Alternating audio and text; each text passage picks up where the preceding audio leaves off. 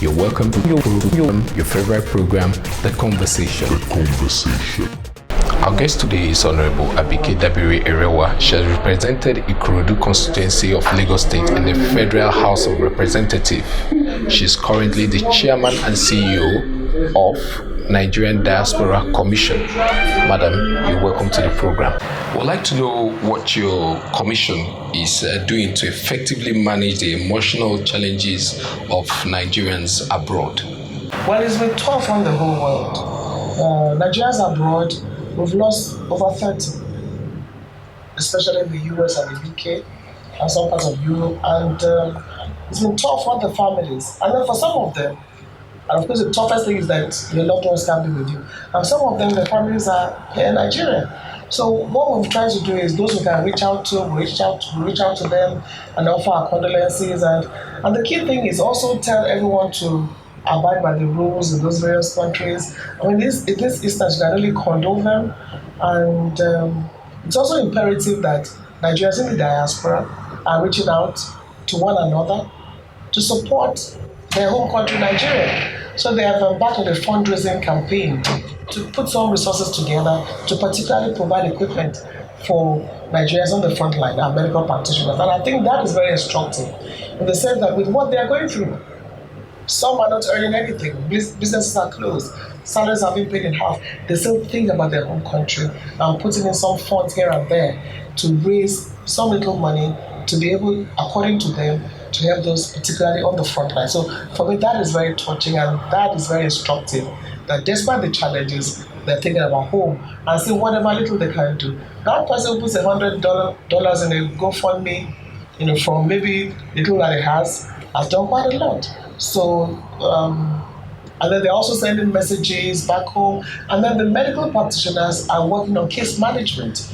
with their colleagues here. And then there are also those who are supporting with mobile health appliances, where you can do consultation online. So I'm really proud of our people abroad, and we continue to work together for the growth and progress of our country. Yes, I would like to also know the role of your commission in the evacuation of Nigerians overseas. Well, the role of the commission basically is to carry out instructions as given by the Minister of Foreign Affairs, which is basically to coordinate with the missions on getting the names together. So we work with the missions to compile the names. We're able to compile over 4,000 from over 75 countries. Note that this has Nigerians stranded abroad. They went for one thing or the other, medicals, vacation, programs, and got stranded. So over 4,000 from 75 countries applied. All the logistics are with the Minister of Foreign Affairs of the PTF. But we supported with coordination, compiling the names, and help with whatever we can. And then advising them that they must abide by the NCDC protocol of 14-day compulsory isolation. Quarantine is not luxury, it's not fun. You're going to be locked up in a room, food nobody can see, you can't talk to your family and all that. So we prepare them for that. And so far, about 669 have been brought in from the US, UK, and the UAE. The next steps, if any at all, will have to be a decision taken by the Minister of Foreign Affairs. And one was supposed to come to Canada from Canada, but I think it's been cancelled, postponed due to logistics reasons. Another one is supposed to come again from Dubai, but we don't know yet. They said maybe before the end of May, but all those decisions will be taken by the Minister of Foreign Affairs based on whatever logistics and advice at his disposal. Since your assumption in office since 2018, in which specific sector have your commission been able to attract Nigerian experts from diaspora to support or play their own role? As we mark 1 year in office, we're proud of our Diaspora Investment Summit, where we got Nigerians in the diaspora, about 300 of them who came home to see where they can invest. Some are now investing in agriculture, healthcare, education, IT, and the food business. So we're proud of that, and we continue to work with them and gather their data and unveil them as we move on. And then a lot of Nigerians in diaspora, particularly in the healthcare industry, want to build a world-class center of excellence here in Nigeria. And plans are underway for that. There's been a delay due to COVID-19, and that is very instructive. Here in Abuja, the minister has allocated what they call a medical city with a space for the diaspora. So we're going to have a diaspora medical city here in Abuja. Lagos also has huge plans for in terms of Medicare. Then we're working with the Federal Mortgage Bank to be able to make it possible for Nigerians in the diaspora to be able to own their homes here, which is what they're used to. So you don't have to use a third party to get a home. We have plans to make it possible for you to be able to tap a button and get your home without anybody cheating you. And talking about cheating, we have a desk at the EFCC for the diaspora. So if you feel somebody is cheating you, we have a desk at the EFCC that you'll be working with. There's a diaspora desk at the Ministry of Health because health is key. We have a lot of medical practitioners abroad who are into health, and particularly from America, the Nigerian American Business Forum has huge plans for healthcare in Nigeria, and they're talking about $3 billion worth of investment that they want to bring to Nigeria. So we will encourage them, we'll work with them. The Diaspora Aid Commission is a one-stop agency to deal with diaspora matters. We will, do the legwork and do all the groundwork for the serious ones who want to do something in Nigeria. Now we're working on data. Data is key. It's very important that we have an accurate data, at least close to accurate of Nigerians abroad. It's a tough one, but we're working on it. Nigerian Identity Management Commission has started something. We need to build on it and achieve more results. Does the commission have the database of Nigerians in diaspora? We're working on it. Like I said, database is key. For instance, we're now telling the various groups there's a link to register. Let's know your organization, what they do, and the number of the people in that, and which is where the issue of organizations come in. Now, there's a Nigerian Diaspora Organization set up 20 years ago. Well, with the idea of President Obasanjo to have all groups under one umbrella, under what you call Nigerian Diaspora Organization, but it's not working. There are a lot of groups in America that are not part of NIDO. So what do? We want to work with organizations, know where they are, what they're doing, and we're working on that. You said, I don't want to release it until we've reached a certain level. So we're working, we have a link, you have an organization registered there with your members, and then we take it from there. What would we say will be the greatest challenges your commission is having in attracting skilled Nigerians to come and offer their services and bring it back home? What will be the greatest challenges? Number one is knowing them and reaching out to them. So knowing them and reaching out to them. So as we get to know them, we reach out to them. And we're working with quite a few. So knowing them, communication is very key. Creating a platform. We're creating a volunteering platform. We're creating a platform for what do you want to do, how do you want to do it, where do you want to go. So in the world of technology, we'll make use of that technology. We're developing an app that everyone can be able to download one thing or the other on what you want to do. So communication is key. Reaching out is key, and knowing, and that's why I go back to data. If I don't know you're there, how can I reach out? And we're working with professional groups, socio-cultural associations in America, and I really must say I'm proud of Nigerians abroad. In America in particular, I need to make mention of some certain groups there that we're working with. The Nigerian American Business Forum, fantastic group of patriotic and hardworking and successful Nigerians. We also have the AMPA, the Association of Nigerian Physicians in America, and they're doing great things for this country. And there's a program we're coming up with the Ministry of Health, the Diaspora Professional Healthcare Initiative that involves all medical practitioners everywhere in the world. The nurses, NANA, the pharmacists, NAPSA. I mean, these are groups that is amazing, the kind of Nigerians we have, particularly in America. The Organization of the Advancement of Americans, OAN, I'm sure you know them very well. And of course, NABN TV, that keeps projecting the success stories of Nigerians in America. I mean, I'm so proud to be a Nigerian, working with all these groups and organizations, and there are a lot more. In the UK, we're talking about Kanuk. In South Africa, we have Nikasa, Nusa, although there are issues with one or two. So all over the world. So imagine how proud we are as Nigerians to have these people to work with. And when you sit with all these members of these associations, honestly speaking, we have no business being where we are. Wail Jero put up a Nigerian for sale on Facebook. How did your commission tackle that issue? Once we get distress calls, we do what we can. And like in the case of that one, when the information came to us, we immediately contacted our mission. First thing is to investigate. Not everything that you see on social media is real. So it's not everything that you immediately jump into, but you investigate. When we investigated, we spoke to the mission started working on it immediately. And the good thing is, because of the lockdown, And they have data, and it's easy to trace the people. Because of the lockdown, they were able to trace the guy, and he couldn't run away. Because of the lockdown, there was no movement, so it was much easier. So they were able to get him arrested, and then the mission demanded that they wanted the girl in good health, safe and sound, and they got her. Some Nigerians are put up for sales in Libya for slave trading. How are you approaching it? That was then, and President Buhari set up a high-powered committee. We went to Libya and got back Nigerians. Then we went into the camps. 4,000 Nigerians in Libya were returned to Nigeria at a go on the orders of Mr. President. And again, that has never happened. They've been there for years. They're not there. It wasn't when President Buhari became president. They've been there for years. But we got them back. Now, what is happening is there has to be massive awareness for people to know that if anybody says they're taking to Europe, that's where you're going to end up. And there has to be collaboration from the country of destination and the country of origin. Again, usually it's an issue of trafficking, which will be dealt with by NAPTIP. We don't get involved. We don't know the traffickers and what they do. But what we do is when a distress call comes in, we intervene and save the person. For the girl in Lebanon, that Wire was going to sell, NAPTIP would have to look for those who trafficked the girl and try to get them arrested. What is the role of your commission in freeing 60 out of the 73 Nigerians that were inmates in Tanzania prison? A few years back, we got that information and we've been working with the mission in Tanzania. Now, the mission in Tanzania has actually been working so hard. Now, Tanzania is a very tough country with their laws, and they have a very slow process, very, very slow process. But our mission has been able to work with them, and 60 of them have been granted reprieve.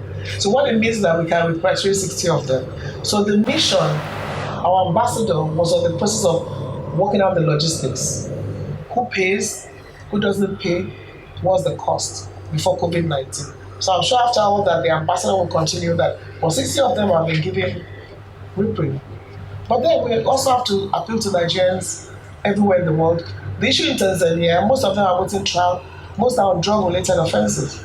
Some are already in prison, but they are mostly are drug-related offenses, some are immigration offenses. So we appeal to our people, try to obey the laws of whatever country we go to. Now, while the mission was able to secure this 60, would you believe that about 14 Nigerians that were coming back, as they were coming back, they had finished their tour of duty. They had finished doing what they were doing in Tanzania. They were coming back home. One of them was caught with hard drugs. And now he's back there, locked up. Now, do you expect the mission to go and start begging for you after getting reprieve for 60 people? So it's also important we tell ourselves the truth and warn our people to be of good behavior. Recently, there was an uproar on social media on how the Chinese were profiling blacks and Nigerians in particular. How did your commission tackle that issue? The first thing was go to the mission. When we saw visuals of some people walking on the streets, my first reaction was just go to the mission. You have a mission in Guangzhou, and they did. And when they went to the mission, that was when the acting CG, Mr. Lawal, intervened and actually went to the Chinese embassy and made a serious protest. Now, the situation is still there. It hasn't gone away. What is actually happening is that a lot of them are not giving, when they go to rent houses, they're not allowed to rent houses. So a lot of them have to find somewhere to squat or something. Some are still staying in hotels. So the situation is still there, it hasn't gone away. But there's a bit of calm and there's no noise. But they are there. When they go to rent houses, the landlord will tell them we can't rent your houses. And if you don't have a house in China, you can't get your residence permit. So it's still there. So it's been taken up at the level of the parliament. The Minister of Foreign Affairs has intervened. A report has been written. So we are waiting for the issues on that, and then the commission. We keep working with the people. We work with them directly. Diplomacy is at the level of the ministry. For our people, we work with them directly and see what next step. So the problem is that the experience is not there. But we're hoping that working together with both countries, we can resolve all issues. With China and Nigeria, we're supposed to have a great partnership. So China says the laws must be obeyed. What we are saying that that's fine. The laws must be obeyed, but don't be discriminatory with your laws. If you want me to obey the law, the other person too should obey the law. While we want our brothers and sisters in China to also be law-abiding. There was a controversy about how your Commission released the list of of some Nigerians that ran foul of a law of another country, and people felt that it was kind of casting aspersion on a particular ethnic group.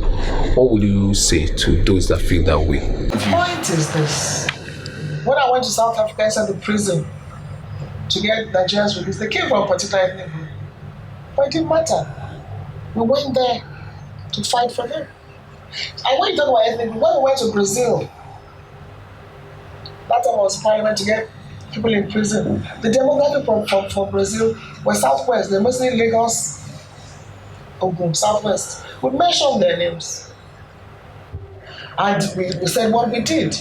Now what we're saying is, look, don't let's keep deceiving ourselves and being hypocritical. What is bad.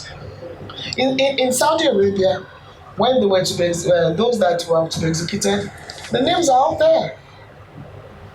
They are mostly Southwest.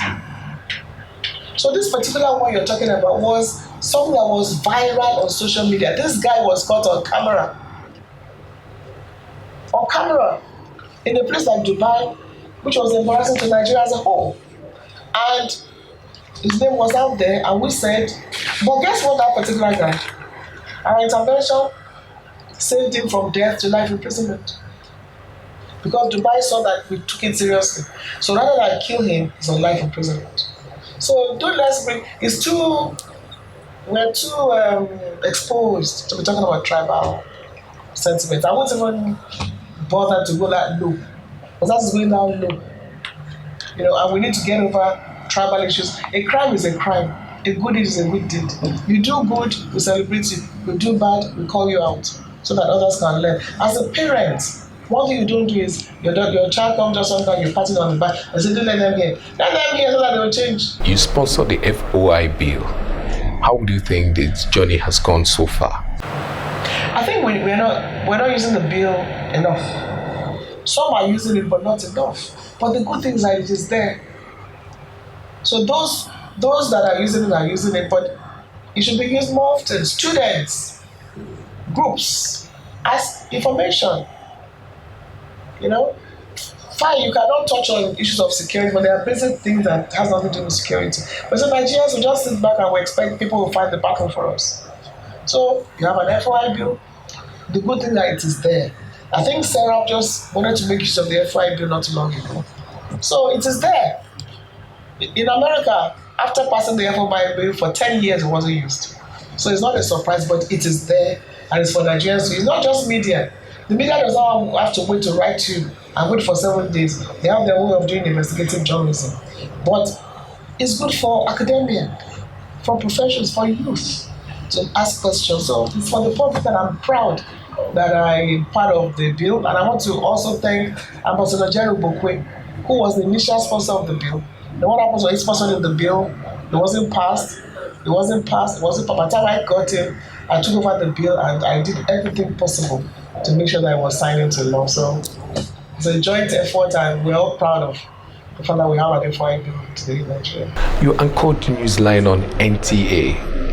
Which of your stories would you say was the most rewarding? I remember the mama story, the miracle baby story, but which of them would you think was the most rewarding? It has to be the miracle baby. That's the mama story. The mama story. It took me 8 years to crack the nut. Yes. I mean, a baby being killed by 3 mothers, not men now, but women.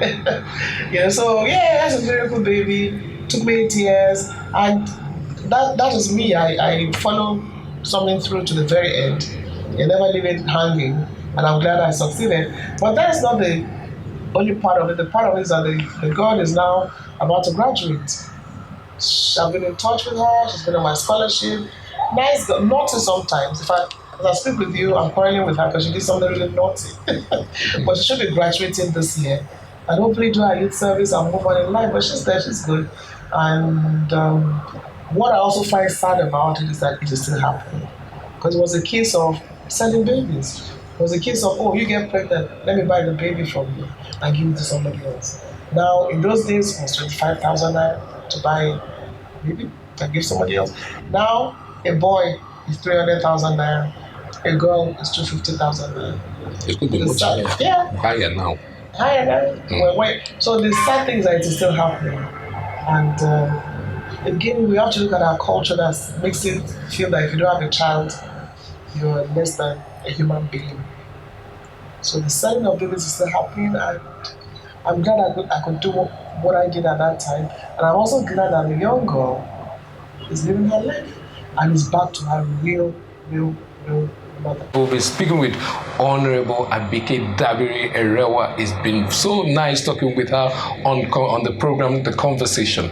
Thank you. Thank you very much. Thank you. I'm sure you enjoyed listening to her. See you next week when we'll come back.